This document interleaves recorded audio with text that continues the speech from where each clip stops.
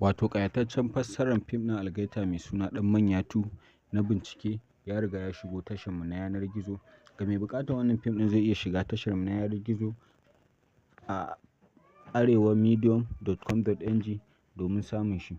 Sannan muna da group na Telegram ga wanda yake buƙata, wanda in mun ɗaura sabo zai same shi cikin sauƙi.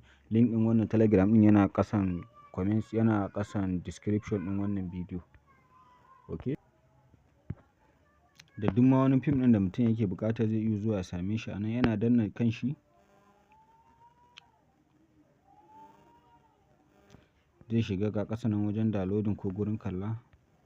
Okay?